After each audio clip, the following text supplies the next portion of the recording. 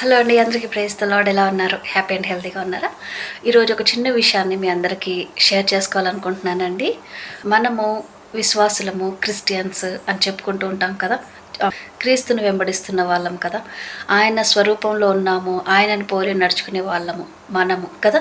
So ఇట్లాంటి అన్ని విషయాలు తెలిసిన మనము ఒక చిన్న విషయంలో కూడా అజాగ్రత్తగా ఉండకూడదండి.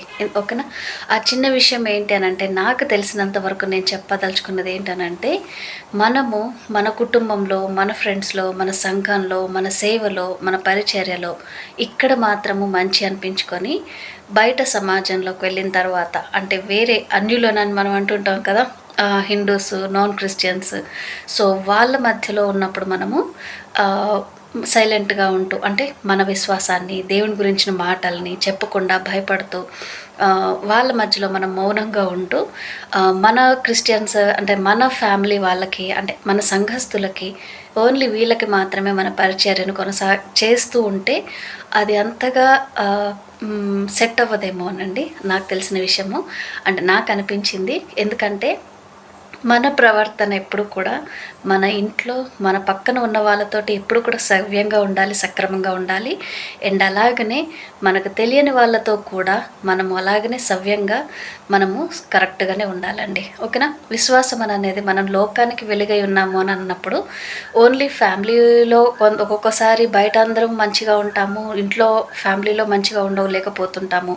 ఫ్యామిలీలో మంచిగా అనిపించుకున్న వాళ్ళము బయట వాళ్ళతోటి చెడు అని అనిపించుకుంటూ ఉంటాం కదండి.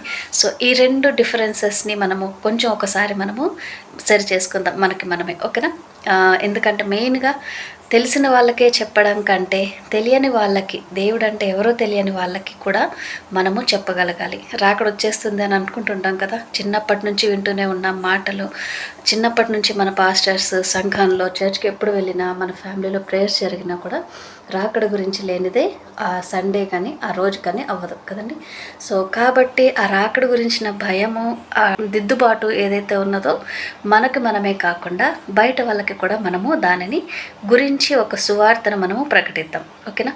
సో అది చేసినప్పుడు మనతో పాటు ఒక్క ఆత్మనైనా కూడా మనం రక్షించగలిగితే పరలోకంలో దేవదూతలు సంతోషిస్తారంట కదండి. సో అటువంటి సంతోషం మన అకౌంట్లో, అంటే ప్రతి ఒక్కరి అకౌంట్లో కూడా ఒకటి ఉండాలి. ఓకేనండి? సో ఇవాళ ఒక చిన్న బైబిల్ నుంచి కొన్ని వచనాలు చదువుకోబోతున్నాము. మార్కు సువార్త 8వ అధ్యాయము 36వ వచనం నుంచి, ఒకడు సర్వలోకమును సంపాదించుకొని తన ప్రాణమును పోగొట్టుకొనుట వానికేమి ప్రయోజనము? మనుష్యుడు తన ప్రాణమునకు ప్రతిగా ఏమి ఇయ్యగలుగును? వ్యభిచారమును పాపము చేయు ఈ తరము వారిలో నన్ను గూర్చియు నా మాటలను గూర్చు సిగ్గుపడువాడెవడో వానిని గూర్చి మనుష్య కుమారుడు తన తండ్రి మహిమ గలవాడై పరిశుద్ధ దూతలతో కూడా వచ్చినప్పుడు సిగ్గుపడునని చెప్పెను. దేవుడి వాక్యం ఇంతటితో దీవించిన గాక. ఆమెన్. ఒక చిన్న ప్రేయర్ చేసుకుందాం. మీరు కూడా ఏకీభవించండి.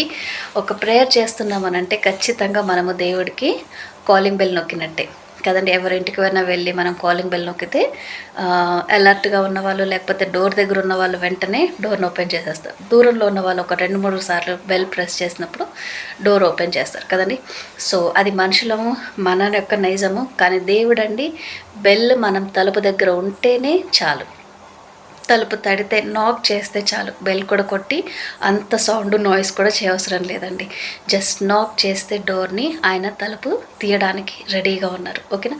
సో ప్రార్థన అనేది మనం దేవుడిని, డోర్ని, పరలోకం డోర్ని నాక్ చేస్తున్నామని అన్నట్టు కదండి. సో నాక్ చేసినప్పుడు దేవుడు ఖచ్చితంగా ఆయన మన స్వరాన్ని వింటున్నారు, మన చూస్తున్నారు. కాబట్టి ఏకీభవించండి. ప్రేయర్ చేసుకుందాం. మహాపరిశుద్ధుడైన తండ్రి యేసయ్యానికి వేల స్తోత్రములు ప్రభా. ఇంతవరకు మమ్మల్ని సజీవ లెక్కల్లో కాచి కాపాడి ఆహారంతో పోషిస్తూ తండ్రి సకల విషయాలలో, అన్ని విషయాలలో సమృద్ధిని దయచేస్తూ మమ్మల్ని కాచి కాపాడినందుకు నీకు వందనాలు, స్తోత్రాలు తండ్రి. చదవబడిన నీ వాక్యాలను దీవించండి, ఆశీర్వదించండి. ప్రతి హృదయంలో కూడా నాటి ఫలింపచేయమని ప్రార్థిస్తూ వేడుకొంచున్నాం యేసయ్య ప్రభా. తండ్రి, ఎవరి గృహంలో అయితే చీకటంగా శక్తులు రాజమెలుతూ తండ్రి నాయన అల్లర్లు, గొడవలు, తండ్రి ఏడుపులు, బాధలతో ఉన్నారు నా తండ్రి, ఆ కుటుంబాలకు నీ యజమానిగా నిలబడి నీ శాంతిని, సమాధానాన్ని, నెమ్మదిని సమృద్ధిగా దయచేయండి ప్రభా. నాయనా తండ్రి, ప్రతి విషయాన్ని నువ్వు సరళం చేయండి ఎస్సయ్య ప్రభా. అన్ని విషయాల్లో కూడా సమృద్ధిని దయచేయండి నా తండ్రి ప్రభా. అప్పుల సమస్యలో ఉన్న వారి కోసం మేము ప్రేయర్ చేస్తున్నాము తండ్రి. వారికి నీవు సహాయం చేయండి. నీ ఆకాశపు వాకిలు విప్పండి. నీ హస్తంతో వారిని ముట్టిన ప్రభా, వారికి నాయనా తండ్రి నాయన అప్పుల బాధల్లోంచి బయటకు నీవే లాగమని ప్రభా ప్రార్థిస్తున్నాం తండ్రి. ఎటువంటి విషయంలో కూడా నాయనా తండ్రి ఏడవకుండా, మూలుగకుండా, సనుగకుండా నా తండ్రి ప్రభా నాయనా ప్రభా వారికి నాయన నీవే సహాయం చేసి ప్రభా వారి బాధను నాయన సంతోషకరంగా మార్చమని ప్రభా ప్రార్థిస్తున్నాము తండ్రి. హృదయం నిండా నానా ఆనందంతో నింపమని ప్రభా ప్రార్థిస్తున్నాం యేసయ్య. ఆరోగ్యంగా ఉన్న వారి కోసం మేము ప్రేయర్ చేస్తున్నాము తండ్రి. వారి మీద నీకు హస్తాన్ని ఉంచండి, నీవే స్వస్థపరచండి, నీ హస్తంతో ముట్టమని ప్రభా ప్రార్థిస్తున్నాం తండ్రి. ప్రతి అనారోగ్యం నుంచి నాయనా తండ్రి నీవే విడుదలను, విముక్తిని దయచేసి సంపూర్ణంగా స్వస్థతను దయచేయమని ప్రభా ప్రార్థిస్తున్నాం. మునుపటి కంటే బలాన్ని దయచేయమని ప్రభా ప్రార్థిస్తున్నాం యేసయ్య ప్రభా. ఇంతవరకు నీ చేసిన ప్రతి మేలుని బట్టి నీకు వందనాలు చెల్లించుకుంటూ ఈ చిన్ని ప్రార్థన యేసు నామంలో ప్రార్థించి వేడుకొంచున్నాము తండ్రి. ఆమెన్. ప్రైజ్ ది లార్డ్ అండి. అందరికీ have a great day. God bless you all. By by.